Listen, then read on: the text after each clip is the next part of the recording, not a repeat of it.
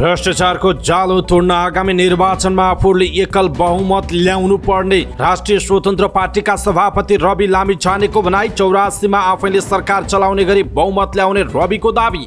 ठूला दलका शीर्ष नेताहरूकै नाम मुछिएपछि जोगाउन लागि परेको रवि लामिछानेको आरोप। गणतन्त्रमाथि हिलो छ्याप्ने कोसिस भइरहेको प्रधानमन्त्री पुष्पकमल दाहाल प्रचण्डको जिकिर। शरणार्थी प्रकरण मिलाउन होइन, परिवर्तन जोगाउन 3 दल एक ठाउँमा बसेको हो भन्दै प्रचण्डको स्पष्टोक्ति। राजतन्त्रले देश कंगाल पारेको थियो, गणतन्त्रमा विकास र समृद्धिको रेकर्ड बन्यो भन्दै प्रचण्डको भनाई। नेकपा एमालेका अध्यक्ष केपी शर्मा ओलीले भोलि संसदमा सम्बोधन गर्ने। सरकारले ल्याएको नीति तथा कार्यक्रम नजान्ने विद्यार्थीले चिट चोरे जस्तै भएको नीति कार्यक्रममाथि एमाले अध्यक्ष ओलीको टिप्पणी। फाल्तु नीति तथा कार्यक्रमको समर्थन गर्न सकिँदैन, विरोध गर्नुहोस् भन्दै सांसदहरूलाई ओलीले दिए निर्देशन। भ्रष्टाचार विरुद्ध शून्य सहनशीलता भनेपछि जनताको समर्थन वात्तै बढ्यो रे भन्दै सरकारलाई ओलीको व्यङ्ग्य। उप प्रधानमन्त्री नारायण काजी श्रेष्ठ र एमसीसी उपाध्यक्ष ब्रुक्स बीच भेटवार्ता। नक्कली भुटानी शरणार्थी प्रकरणमा कसैले कसैलाई बचाउ गर्ने अवस्था नरहेको सञ्चार मन्त्री रेखा शर्माको टिप्पणी। हिरासतको झ्यालबाट कङ्ग्रेस नेतासँग पूर्व गृहमन्त्री बालकृष्ण खाँडले गरे संवाद।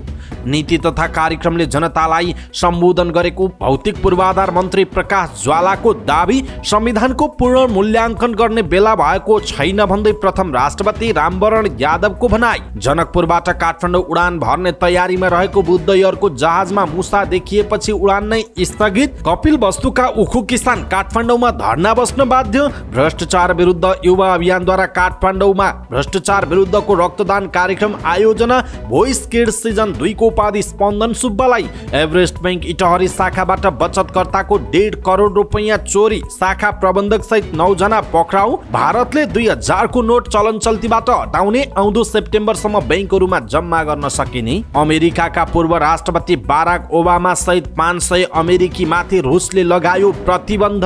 र सावित्राको उत्कृष्ट प्रदर्शनमा गोकुलम केरला भारतमा जारी इन्डियन वुमेन्स लिग फुटबलको फाइनलमा प्रवेश।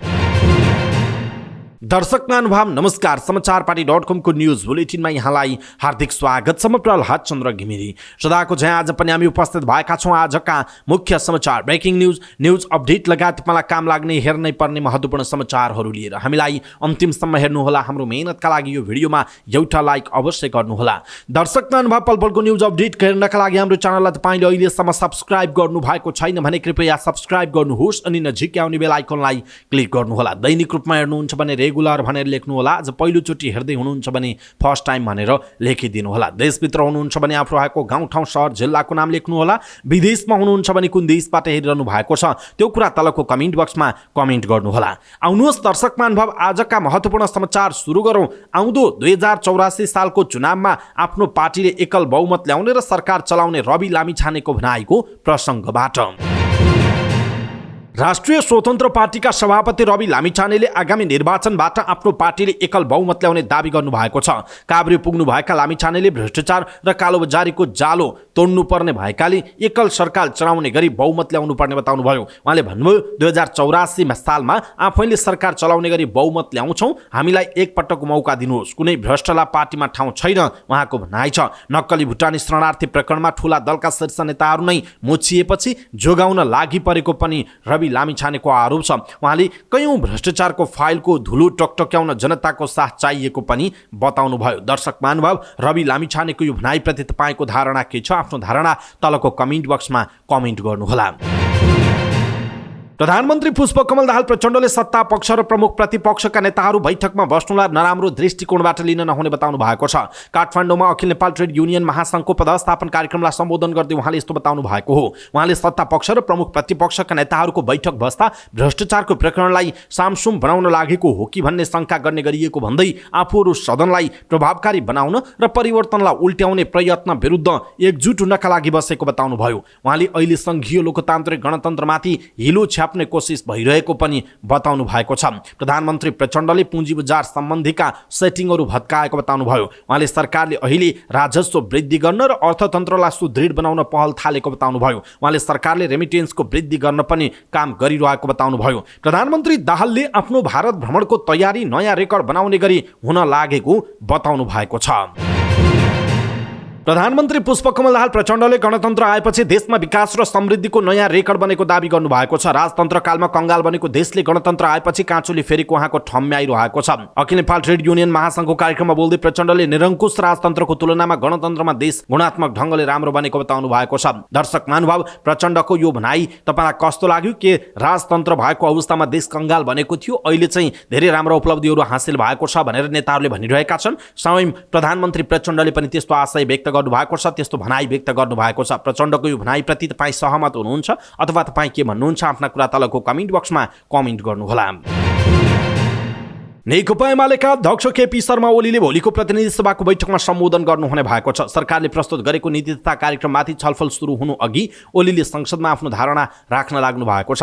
पार्टी संसदीय दलको बैठकलाई सम्बोधन गर्दै पार्टी संसदीय दलको तर्फबाट नीति तथा कार्यक्रम र समसामयिक राजनीतिक विषयमा पार्टीको धारणा राख्ने उहाँले बताउनु भएको छ।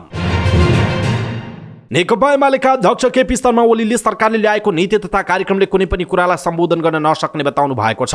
सरकारले संसदमा प्रस्तुत गरेको नीति तथा कार्यक्रममाथि छलफल गर्न बसेको संसदीय दलको बैठकलाई सम्बोधन गर्दै उहाँले यस्तो बताउनु भएको हो। उहाँले भन्नुभएको छ, पञ्चवर्षीय योजना भनेको 5वटा नीति तथा कार्यक्रम, 5वटा बजेट हो, तर त्यसतिर छुवाएकै छैन, त्यसतिर अर्थ राखेको छैन। हामी अर्को पञ्चवर्षीय योजनामा कसरी प्रवेश गर्छौँ भन्ने कुरा आउनुपर्ने हो, तर यो यस कोणबाट हेर्दा नजान्ने विद्यार्थीले चिट चोरे जस्तो छ, विभिन्न ठाउँबाट लिइएको छ।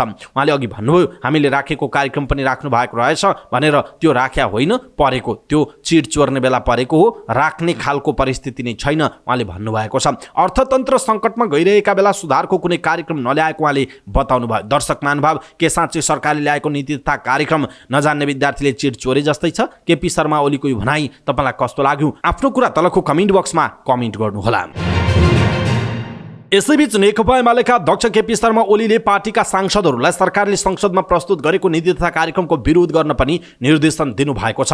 सरकारले संसदमा प्रस्तुत गरेको नीति तथा कार्यक्रममाथि छलफल गर्न बसेको संसदीय दलको बैठकलाई सम्बोधन गर्दै गन्तव्यहीन भएकाले यो नीति तथा कार्यक्रमको समर्थन गर्न नसकिने ओलीले बताउनु भएको छ। उहाँले एमाले नुन खाएको कुखुराको जस्तो ओइलाउन नहुने भन्दै अध्ययन गरेर आफ्ना कुरा संसदमा प्रस्तुत गर्न पनि सांसदहरूलाई निर्देशन दिनुभयो। यसैबीच एमाले अध्यक्ष ओलीले सरकारको नीति तथा कार्यक्रमले अहिलेको सङ्कटमा रहेको अर्थतन्त्रलाई छुन नसकेको पनि बताउनु भएको छ। संसदीय दलको बैठकलाई सम्बोधन गर्दै उहाँले फाल्तु गफ धेरै भएको टिप्पणी गर्नुभयो। उहाँले आफू गृह जिल्ला झापा जाँदा भएको आक्रमणमा सरकार मूकदर्शक बनेको पनि बताउनु भएको छ। उप प्रधानमन्त्री एवं गृहमन्त्री नारायण काजी श्रेष्ठ र अमेरिकी सहयोग नियोग मिलेनियम च्यालेन्ज कर्पोरेसन एमसिसीका उपाध्यक्ष जोनाथन बुरक्स बीच भेटवार्ता भएको छ। नेपाल भ्रमणको क्रममा रहेका एमसिसी उपाध्यक्ष बुरक्स नेतृत्वको टोलीले सिंहदरबार स्थित गृह मन्त्रालयमा पुगेर उप प्रधानमन्त्री श्रेष्ठसँग शिष्टाचार भेट गरेको हो। भेटमा बुरक्सले एमसिसी परियोजनाका लागि आवश्यक जग्गा प्राप्ति, सुरक्षा र समन्वयको काममा गृह मन्त्रालयको तर्फबाट सहयोग उपलब्ध गराउन आग्रह गर्नुभएको थियो भने उप प्रधानमन्त्री श्रेष्ठले सो परियोजनालाई समयमै सम्पन्न हुने गरी अगाडि बढाउनका लागि गृह मन्त्रालय र मातहतका प्रशासनिक निकायहरूको आवश्यक सहयोग हुने बताउनु भएको थियो। उप प्रधानमन्त्री श्रेष्ठले एमसिसी परियोजनालाई समयमै सम्पन्न गर्नका लागि गृह मन्त्रालयको तर्फबाट पर्याप्त र आवश्यक सहयोग हुने कुरा सो परियोजनाको प्रतिनिधि मण्डललाई बताउनु भएको भेटमा सहभागी गृह सचिव गोविन्द भट्टराईले जानकारी दिनुभएको छ। सञ्चार तथा सूचना प्रविधि मन्त्री रेखा शर्माले नक्कली भुटानी शरणार्थी प्रकरणमा कसैले कसैलाई पनि बचाउ गर्न सक्ने अवस्था नरहेको बताउनु भएको छ। नेपाल सरकारका प्रवक्ता समेत रहनु भएकी उहाँले सरकारले आफै भित्र त्यो देखिए पनि त्यसलाई कारबाही गरेर अगाडि बढ्ने सङ्कल्प लिएको पनि स्पष्ट पार्नुभयो। प्रेस सेन्टर नेपाल प्रतिष्ठान प्रदेश समितिले काठमाडौँमा आयोजना गरेको कार्यक्रममा बोल्दै उहाँले सरकारले राम्रो कामको सुरुवात गरिरहेको दावी समेत गर्नुभयो। मन्त्री शर्माले माओवादी मन्त्रीहरूले विगत र अहिले पनि अरू दलका मन्त्रीहरूले भन्दा राम्रो काम गरिरहेको जिकिर पनि गर्नुभयो। बदमाशी माओवादी पार्टीबाट मन्त्री बनेकाहरूले पनि गरेको नसक्ने स्वीकार गर्दै उहाँले अरू दलका मन्त्रीहरूको तुलनामा भने माओवादीका नेताहरूले कम गल्ती गरेको उहाँले बताउनुभयो। उहाँले प्रधानमन्त्री पुष्पकमल दाहाल प्रचण्डले आफ्नो तेस्रो कार्यकाल बढी सुझबुझपूर्ण ढङ्गले अगाडि बढाएको भन्दै प्रशंसा पनि गर्नुभयो। नेपाली नागरिकलाई भुटानी शरणार्थी बनाएर अमेरिका लैजान्छौ भन्दै असुली गरेको गिरोहसँग साँठगाँठ देखिएको भन्दै पूर्व गृहमन्त्री बालकृष्ण खाँड प्रहरीको नियन्त्रणमा छन्। जिल्ला प्रहरी प्रेसर टेकुले उनलाई अन्य अपराधका आरोपीसँगै नियमित हिरासतमा त राखेको छैन, तर पहिले डिएसपीहरू बस्ने कोठा खाली गराएर प्रहरीले उनलाई बन्द कोठाभित्र राखेको छ। यिनै गृहमन्त्री खाँडलाई भेट्न शुक्रबार अपराह्न नेपाली कङ्ग्रेसका केन्द्रीय सदस्य मिन विश्वकर्मा, नेत्री लक्ष्मी परियार लगायत जिल्ला परिषद प्रहरी परिसर टेकु पुगे। प्रहरीले दुवैजनाको नाम अभियुक्तलाई भेट्न आउनेको नाम भएको पुस्तिकामा टिप्यो र उच्च अधिकृतहरूसँग भेटघाटका लागि अनुमति माग्यो। प्रहरी अधिकृतहरूले पूर्व गृहमन्त्री ज्यूलाई भेट्न माननीयहरू आउनु भएको छ भन्दै उच्च अधिकृतहरूलाई बताए। त्यसपछि अन्यलाई झैँ झ्यालबाट भेटघाट गर्न दिन अनुमति दिइयो। त्यसअनुसार खाँडलाई राखिएको कोठाको झ्याल खोल्यो। अन्य व्यक्तिहरूलाई झैँ 1 मिनट कुरा गर्न दिइयो। स्रोतका अनुसार भेटका क्रममा खाँडले आफूलाई देशी विदेशी शक्तिले चलखेल गरेर षड्यन्त्रपूर्वक ढङ्गले फसाएको दाबी गरे। उनले प्रकरणमा आफ्नो संलग्नता नभएको भन्दै अदालतबाट न्याय पाउने बताएका छन्। विश्वकर्मा सहित भेट्न गएकाहरूले बसाई र खाना कस्तो छ बाहिरबाट ल्याउनु पर्छ कि भन्दै प्रश्न गरे। खाँडले अरू सबै ठिक भएको बताए। त्यति कुरा हुँदा प्रहरीले भेट्ने समय सकिएको सङ्केत गरे। खाँडलाई प्रहरीले वैशाख 27 मा पक्राउ गरेको थियो। उनी गृहमन्त्री हुँदा सचिव टेक नारायण पाण्डेको बयानका आधारमा उनलाई प्रहरीले घरबाट पक्राउ गरेको थियो। खाँडसँगै उनका स्वकीय सचिव नरेन्द्र केसीलाई पनि प्रहरीले पक्राउ गरेको थियो। भौतिक पूर्वाधार तथा यातायात मन्त्री प्रकाश ज्वालाले सरकारको नीति तथा कार्यक्रमलाई जनताले सम्बोधन गर्ने किसिमका कार्यक्रमहरू समावेश भएको बताउनु भएको छ। समाजवादी प्रेस सङ्गठन नेपाल काठमाडौँ जिल्ला शाखाको कार्यक्रमलाई सम्बोधन गर्दै उहाँले यस्तो बताउनु भएको हो। उहाँले गठबन्धनको सरकार राष्ट्रप्रति जनताप्रति समर्पित भएर काममा लागेको बताउनुभयो। उहाँले वर्तमान सरकारले ल्याएका नीति तथा कार्यक्रमलाई बजेटले पूर्ण रूपमा समर्थन गर्ने उल्लेख गर्नुभयो। उहाँले गठबन्धन सरकारको न्यूनतम साझा कार्यक्रमलाई केन्द्रबिन्दुमा राखेर सरकारको नीति तथा कार्यक्रम बनाएको बताउनुभयो। उहाँले पछिल्ला समस्यालाई समाधान गर्ने, अर्थतन्त्रमा नयाँ मोड ल्याउने, अर्थतन्त्रलाई लयमा फर्काउने र जनताको सेवा सुविधालाई ध्यानमा राखेर काम गर्ने गरी बजेट ल्याउने तयारी भइरहेको पनि बताउनु भएको छ।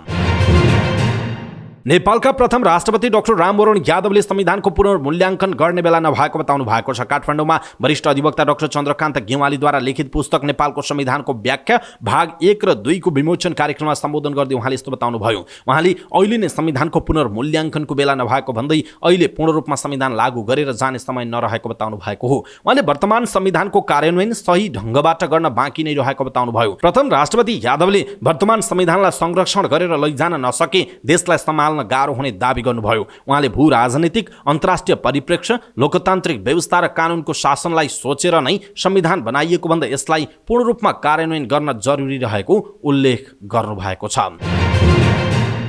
जनकपुरबाट काठमाडौँ उडान भर्ने तयारीमा रहेको बुद्ध एयरको एउटा जहाजमा मुसा देखिएपछि उडान नै स्थगित गरिएको छ। त्यो जहाज काठमाडौँ उड्नै लाग्दा यात्रुले मुसा देखेपछि उडान रोकेर इन्जिनियरहरूले प्राविधिक मर्मत गरेका छन्। बिहान 9:15 जनकपुरबाट काठमाडौँ उडान तालिका रहेको जहाजमा यात्रुले मुसा देखेपछि उडान रोकेर जहाजको प्राविधिक जाँच भइरहेको नेपाल नागरिक उड्डयन प्राधिकरणका प्रवक्ता जगन्नाथ नेरौलाले बताउनुभयो। त्यो जहाज काठमाडौँबाट उडान भरेर बिहान 8:30 बजे जनकपुर पुगेको थियो। जहाजमा 49 यात्रु रहेका थिए। प्रवक्ता नेरौलाले जहाजमा मुसा देखिएको खबर पाएपछि काठमाडौँबाट इन्जिनियरहरूको टोलीले जनकपुर गएर जहाजको परीक्षण गरेपछि मात्र उडान गरिने बताएको छ। बुद्ध एयरका सूचना अधिकारी दिपेन्द्र कुमार कौडका अनुसार इन्जिनियरले जहाजको जाँच गरिरहेका छन्। प्राविधिक परीक्षणपछि जहाज सञ्चालनमा आउनेछ। त्यस जहाजका यात्रुलाई अर्को जहाज मार्फत काठमाडौँ लगिसकिएको कौडले बताउनुभयो। सरकारले अनुदान नदिएपछि कपिलवस्तुका उखु किसानहरू काठमाडौँमा धरना बस्न बाध्य भएका छन्। 2071 सालमा उखुमा दिने भनिएको अनुदान आफूहरूले मात्र नपाएपछि काठमाडौँको माइतीघर मण्डलामा आएर धरनामा बस्न बाध्य हुनु परेको कपिलवस्तु उखु किसान सङ्घर्ष समितिका सदस्य रामलाल कलवारले जानकारी दिनुभयो। 2071 सालमा सरकारले उखु किसानहरूलाई प्रति क्विन्टल 25 रुपैयाँका दरले अनुदान दिने निर्णय गरेको थियो। तर सो रकम अझसम्म पनि सरकारले नदिएपछि न्यायको खोजीमा उनीहरू काठमाडौँ पुगेका हुन्। अनुदानको रकम लिनका लागि जिल्ला प्रशासन कार्यालयमा दिइएको दबाव काम नलागेपछि काठमाडौँ पुगेर धरनामा बस्नु परेको सङ्घर्ष समितिका सदस्य रामलाल कलवारले बताउनुभयो। उहाँले आफूहरूलाई सो अनुदान नदिएसम्म धरनाको कार्यक्रम अन्त्य नगर्ने चेतावनी समेत दिनुभयो। उनीहरूले अन्य जिल्लालाई दिइएको त्यो अनुदानको बापतको रकम आफूलाई नदिएको भन्दै 5 दिन यता काठमाडौँमा धरना कार्यक्रमलाई निरन्तरता दिइरहेका छन्। तर सरकारले कुनै सुनवाई नगरेको उनीहरूको गुनासो रहेको छ। काठमाडौँमा भ्रष्टाचार विरुद्ध रक्तदान कार्यक्रम आयोजना गरिएको छ। भ्रष्टाचार विरुद्ध युवा अभियानले काठमाडौँको माइतीघर मण्डलामा भ्रष्टाचारको साङ्केतिक विरोध स्वरूप रक्तदान कार्यक्रम आयोजना गरेको हो। त्यस क्रममा उनीहरूले घर घरमा गएर भ्रष्टहरूलाई सडकमा ल्याउने चेतावनी समेत दिएका छन्। भ्रष्टहरूकै कारण देश डुबेको उल्लेख गर्दै उनीहरूले भ्रष्टहरूलाई कारबाही गर्न घर घरमै गएर उनीहरूको विरुद्ध प्ले कार्ड सहितको प्रदर्शन गर्ने योजना समेत सार्वजनिक गरेका छन्। सरकार र राजनीतिक पार्टीहरूकै संलग्नता भ्रष्टाचार बढ्दै गएको भन्दै उनीहरूले भ्रष्टाचार बढ्यो दिनै दिन जनताको टाउकोमा ऋणै ऋण, देश लुट्न पाइँदैन, भ्रष्टाचारी नेता चाहिँदैन लेखिएका प्लेकार्डहरू पनि प्रदर्शन गरेका थिए।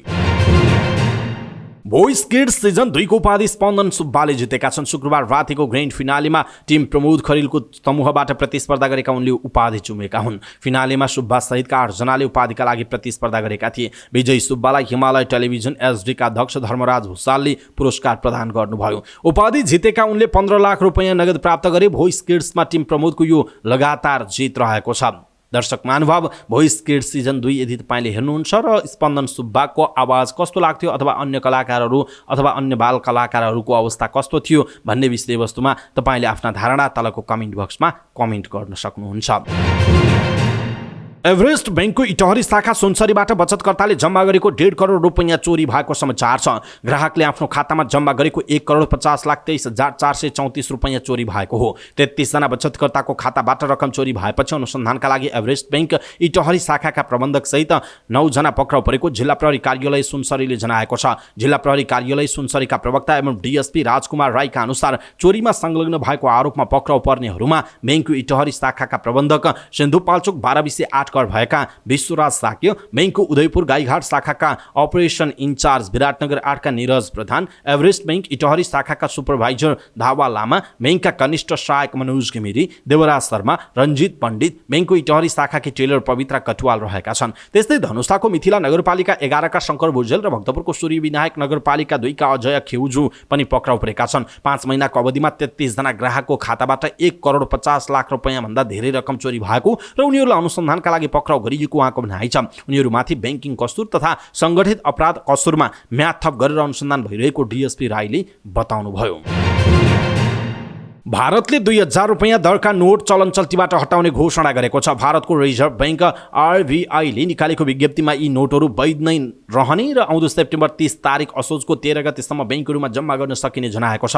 नागरिकले आफ्नो खातामा 2000 का नोट जम्मा गर्न वा जुनसुकै शाखामा गएर नोट साट्न सक्ने उल्लेख छ। साथै बैंक खातामा जम्मा गर्नका लागि कुनै सीमा तोकिएको छैन र त्यसमा विद्यमान कानुन लागू हुने बीबीसी हिन्दीले जनाएको छ। आरबीआईले बैंकहरूलाई तत्काल 2000 का नयाँ नोट जारी नगर्न पनि निर्देशन दिएको छ। आरबीआईले यसअघि 500 र 1000 दरका नोट बन्द भएपछि अर्थतन्त्रमा मुद्राको आवश्यकता पूरा गर्न 2000 का नोट जारी गरेको थियो। तर साना नोटको आपूर्ति सहज भएपछि सन् 2018-19 मा 2000 का नोट छाप्न रोकिएको थियो। सन् 2016 को नोभेम्बरमा भारतीय प्रधानमन्त्री नरेन्द्र मोदीले 500 र 1000 रुपैयाँका नोट बन्द भएको घोषणा गरेका थिए। त्यसपछि भारत सरकारले 2000 का नयाँ नोट चलन चल्तीमा ल्याएको थियो।